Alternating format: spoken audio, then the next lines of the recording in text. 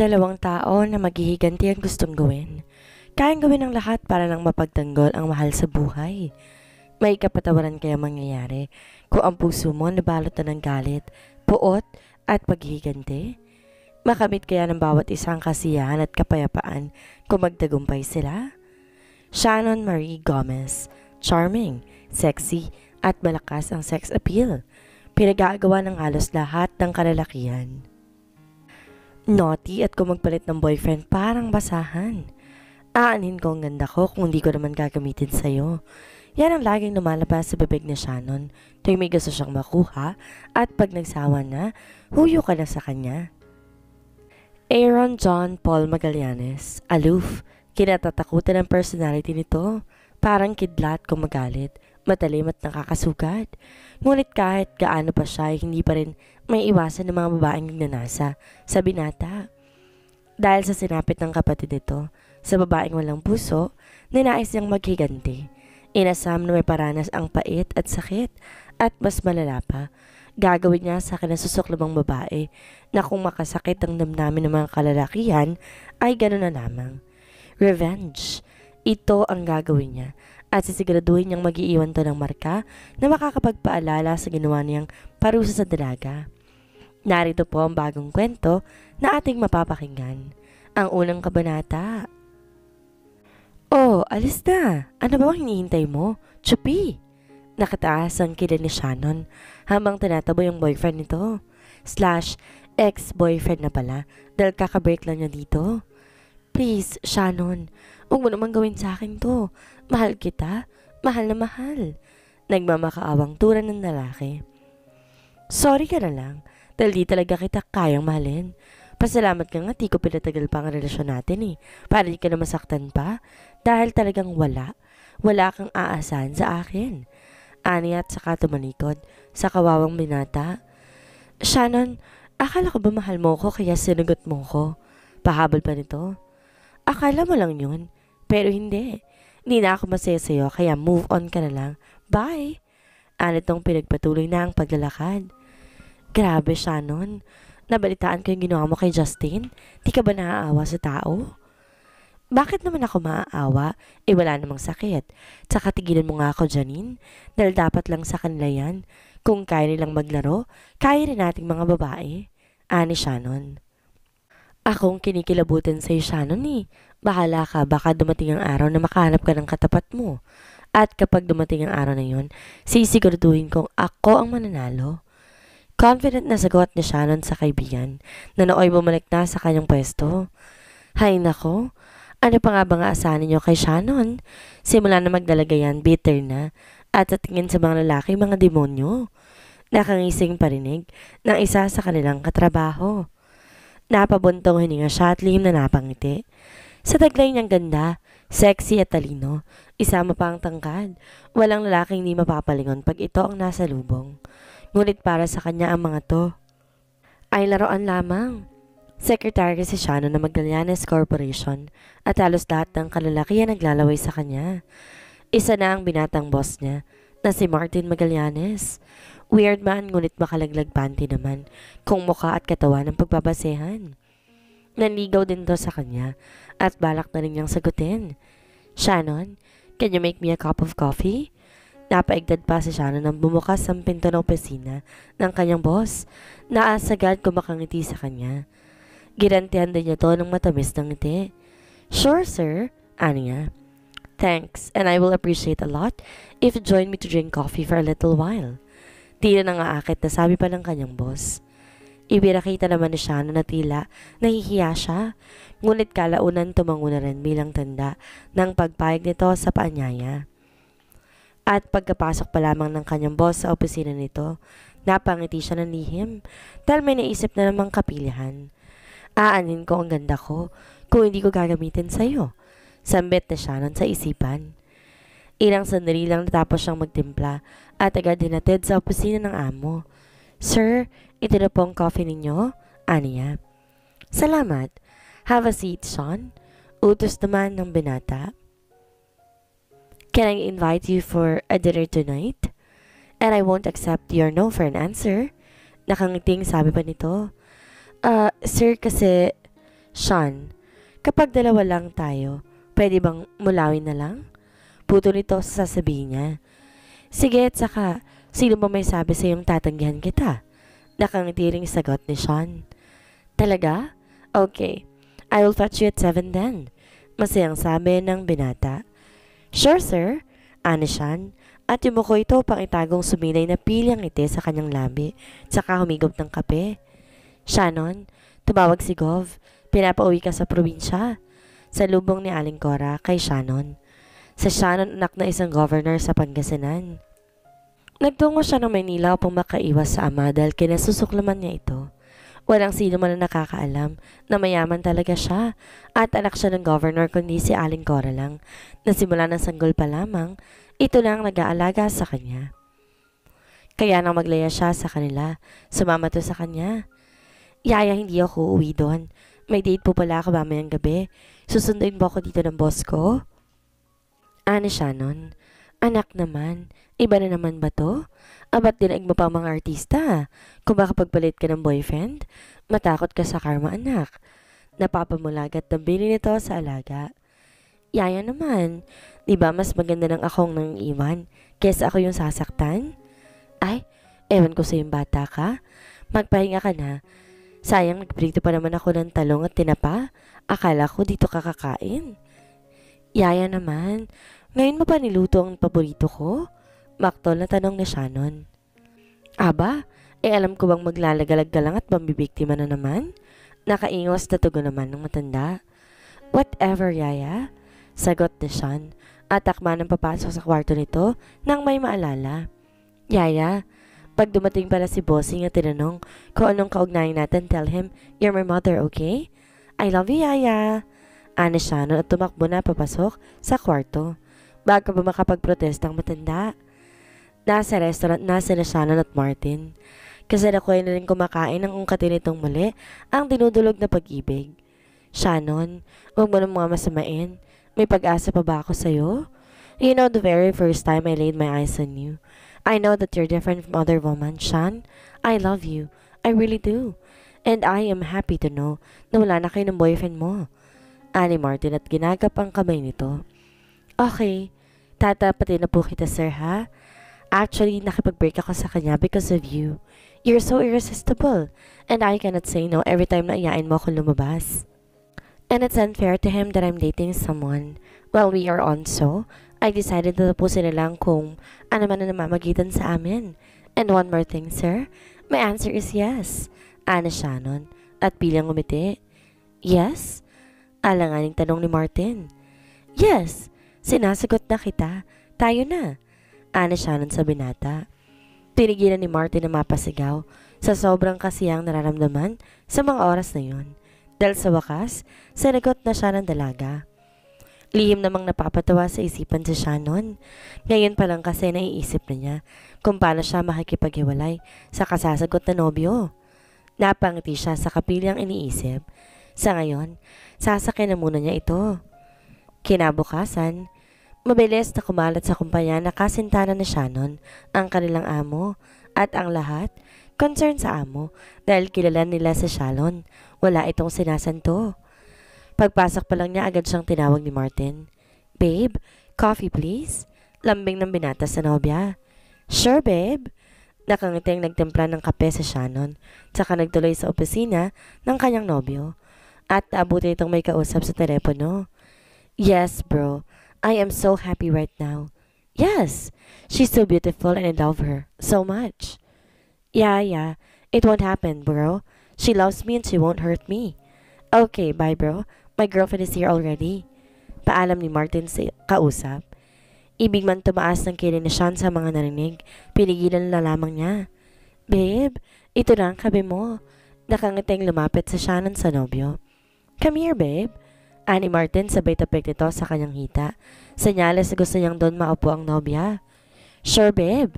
Sagot naman niya at saka naupo sa hita ng nobyo. Sana lagi na lang ganito araw-araw ang makita ko maganda mong mukha na laging nakangiti na siyang kumukompleto sa araw ko. Nakangiti ang tura ni Marvin at saka sanail lang halik ang labi ng nobya. Sinabayaan at tinugon din to ng dalaga. Nag-e-enjoy na siya sa halik ng nobyo, ngunit nang maramdaman na gumagapang paitas ang kamay nito, bahagya siyang lumayo. Ops, babe, may limit ang kamay. Maarteng bulong nito. Sorry, babe. Na-carried away lang ako pero promise, hindi ko naman gagawin ng mga bagay na hindi mo gusto. Kasi mahal na mahal kita. Ani Martin, pilit kinokontrol ang pagnanasang nabubuhay sa loob ng katawan. Fine. You can touch me anywhere but it should not exceed below the belt. Nangaakit pang bulong nito sa kanya. Babe, stop it. You're turning me on. Baka hindi ko na makontrol ang sarili ko. Medyo hirap na bulong ni Martin dito. Ngunit sadyang sinalaki na naman ang kapilan tungkol sa Shannon. Kaya ang ginawa niya, siniil niya ng halikang nobyo. Dinikit ang may kaumbukang harap sa tapat ng malapad na dibdib ng binata na lalong bumuhay sa pagnanasa nito. Habang naninga si Martin ang maputol ang halikan nilang magkasintahan. Humihingal pa ito, sumasagap ng hangin, at dahil buhay ng init na pagnanasa sa kanyang katawan, kaya naman hindi niya na mapigilang yakapin pang muli ng mahigpit ang nobya, tsaka muling pinaglapat ang kanilang mga labi. Gumapang muli ang kanyang kamay pataas, at ilang saglit lang, natagpuan na nito ang pakay. Hinayaan na lang ni Shannon ng nobyo sa ginagawa nito sa kanya, ni hindi man lang siya makaramdam ng pananabik. Siguro nga bato na talaga siya dahil wala man lang siyang mararamdaman na kahit ano sa ginagawa ng nobyo. Nang makita niyang tila hirap na ito at di na makontrol ang sarili, inawat na niya dahil baka kusan pa ito mapunta. Babe, lumalamig ng kape mo. Ana Shannon at agad tumayo. May pagtutulma ng kalooban ni Martin. Wala naman siyang magagawa dahil baka magalit pa sa kanyang nobya at ayaw niyang mangyari yon. Wait babe, give me 5 minutes to come. Sagot nito ito at hinihingal pa.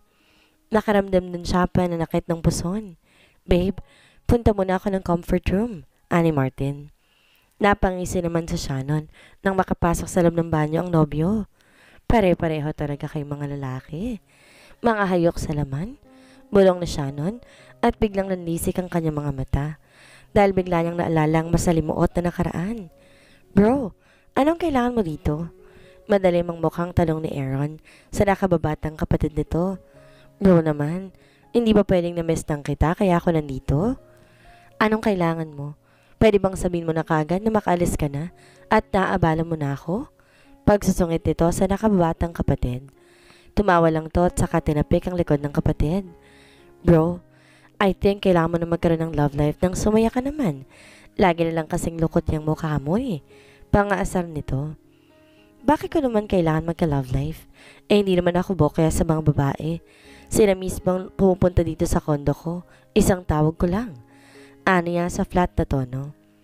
Iba pa rin bro ang matatawag mo na iyo talaga. Giit pa ni Martin. Bakit ikaw? Pag-aari mo na ba? Kaya nga ako nagpunta dito bro. Para tuluyan ko na siyang maging pag-aari. Gusto kong tulungan mo ko. I wanna marry her. At ayoko nang pakawalan pa siya. Nakangiti ang sagot nito. Good for you then. At sana nga mahal ka niya at hindi lang kayamanan mong habol sa'yo. Naka-isbed na sagot ni Aaron. No? At kahit mayaman ko pa ang gusto niya, the hell I care bro. Basta maging akin lang siya forever. Gagawin kong lahat. Madamdaming sabi pa nito. You're crazy. Huwag ka lang uuwi ritong lohaan ko, hindi?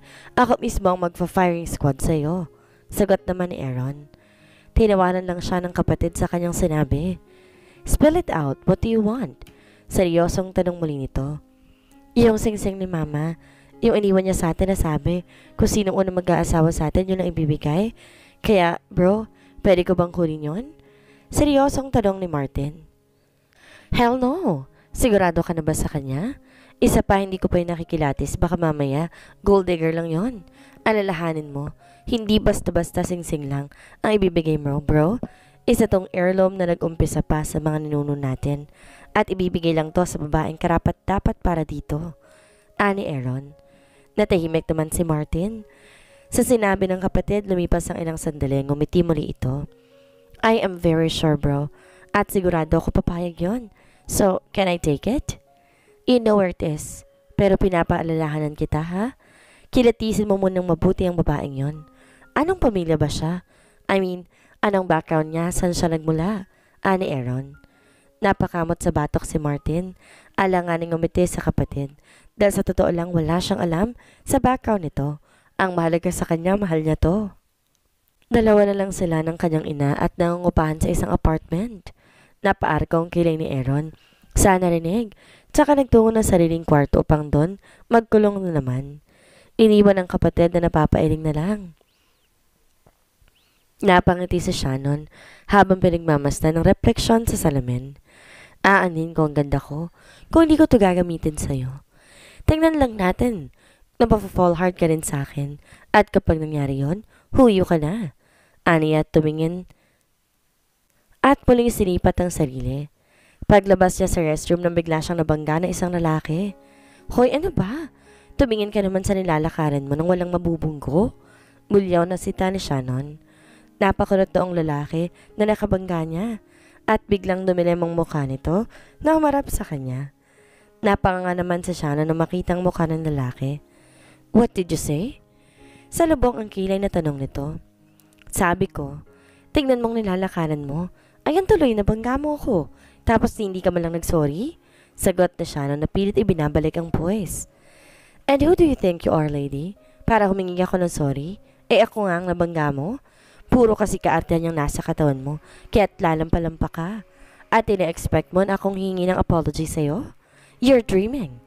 Anito't tinalikuran ng dalaga ng walang sabi-sabi. Antipati kong to? Gwapo ka lang pero sumana ugali mo? Inis na sigaw ng dalaga. Nakasimangot ang mukha ng maupo siya sa mesang nakalaan para sa kanila ng nobyo.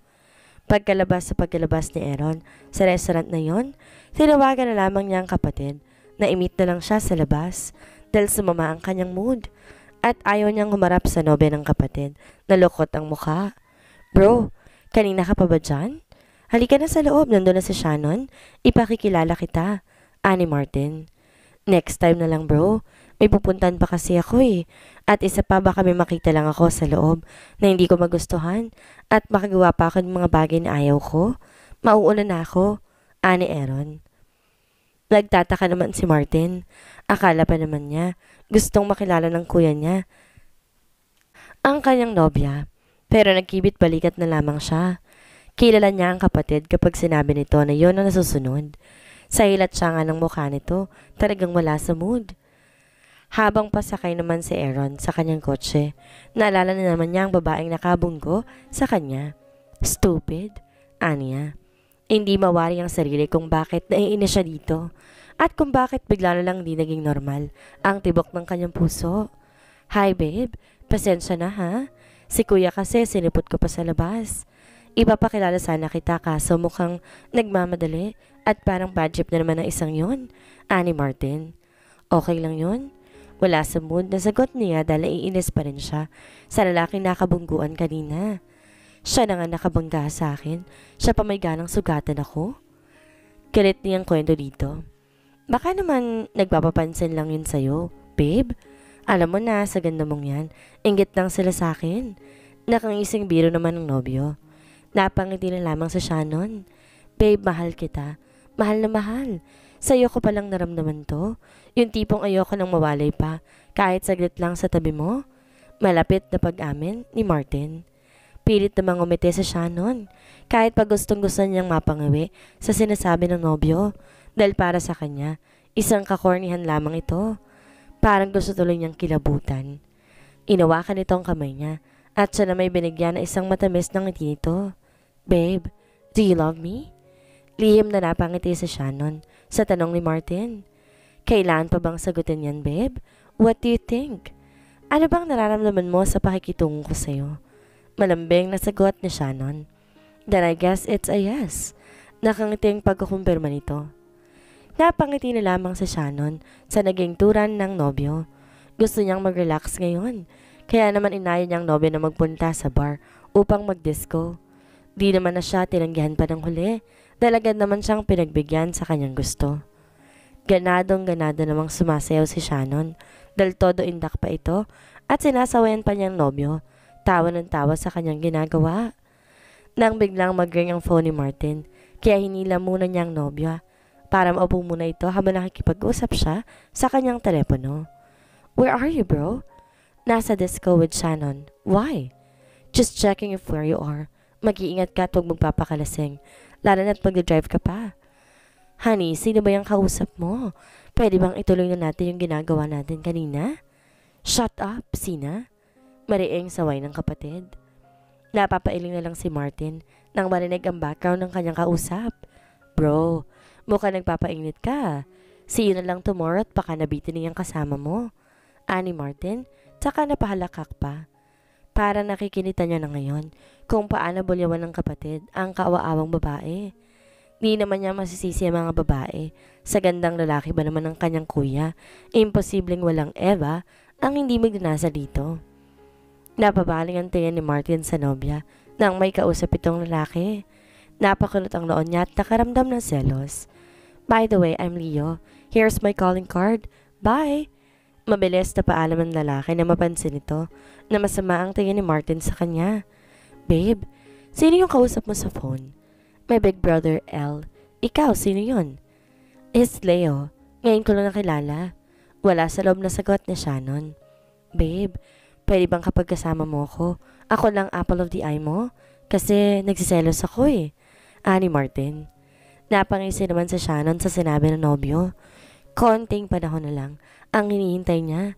At kapag sigurado na siya na sa kanya na lang umiikot ang mundo nito, sorry Martin ka na lang. Maagang nagtungo si Aaron sa kondo ni Martin nang umagang yon. Sagad sa ngiti naman tong pinagbostan ang kapatid. Aga mo bro. Anong sadya mo? Sigurado ka na ba sa babaeng pakakasalan mo? Madilim ang mukhang tanong niya. Oo naman bro. In fact, gusto ko na mag-propose sa kanya. She is my everything bro. God, ngayon lang ako nakaramdam ng ganito. Yung tila lumulutang sa saya. Ika pa rito sa nakatatan ng kapatid na si Aaron. Then, good luck, ani Aaron. Sana nga siya na. At bro, payo lang ha. Mag-iwan ka para sa sarili mo. Huwag mong ibibigay ang lahat. Dalawa lang tayo magkapatid. Wala dito ang mga magulang natin. Kaya ayoko nasasaktan ka at malulugmok sa kasawian. Dapat handa ka pa rin sa kung ano man ang mangyayari. Dahil oras na masaktan ka, lalabas ang devil side ko. You know me bro. Hindi ko hahayaan na sino mo makapanakit ng kahit isa man sa miyembro ng pamilya. Bro, paranoid ka masyado. Yang napapala mo sa pagkukulong sa isang silid. At laging seryoso. Cheer up bro. Hanap din ang babaeng lumalapit sa'yo, no? Siguro challenge ka sa kanila. Kaya kahit sigawan mo sila okay lang. But bro, seriously. You need a girlfriend na kukumpleto sa araw mo sa umaga, sa tanghali at sa gabi. Di na tinuloy ni Martin ang iba pang sasabihin nang batukan siya ng kanyang nakatatandang kapatid. Hindi ko kailangan yung mga walang kwentang bagay na lumalabas dyan sa bibig mo. Nagpunta ako dito para paalalahanan ka at di para pagsabihin ako, upakan kita eh. Ani Aaron sa kapatid na ngayon hinihimas ang parteng binatukan nito. Kuya naman, sakit nun ah. Ayan, matuto kang gumalang. Namiss ko yung pagtawag mo sa akin ng kuya. Ani Aaron, saka tumayo na. Aalis na ako. At kung may kailangan ka, alam mo kung saan ako pupuntahan. Teka, sandali lang bro. Dadalhin ko pala sa Tagaytay si Shannon. Tuloy doon din ako magpo-propose sa kanya. Nakangiting paalam ni Martin sa kanya. Ikaw ang bahala. Basta wag lang niyong bababuyin ng rest house doon, kundi lagot ka sa akin. Kunway galit na sagot naman ni Aaron. Sure bro, hayaan mong malapit ka na magkapamangkin. Sabi pa ni Martin na kinangiwi ni Aaron. Nakangiting pumasok sa opisina si Martin dahil alam niyang nandoon lang ang kanyang nobya na naghihintay sa kanya. Good morning babe, I miss you so much. Ani Martin at niyakap ang nobya na nakatalikod. Nagulat naman sa Shannon sa ginawa ng nobyo. Inaayos niya kasi ang halaman na nasa daan. Papasok sa office ng nobya nang bigla na lang may yumakap sa kanya. Ikaw talaga. Araw-araw naman tayo magkasama eh. Hindi nga po sapat yun. Nga pala babe, busy ka ba sa Sunday? Gusto sana kitang ipasyal sa Tagaytay sa bahay bakasyonan namin doon. Nakangiting sabi ni Martin. Ilang araw naman tayo doon kung sakali? It depends babe. What if sa Friday na lang para 3 days tayo makakapag-relax? Ika pa ni Martin. Tuesday pa lang ngayon babe, kaya makakapaganda ka pa ng pangumbinsi pa nito sa nobya. Tsaka kinindatan.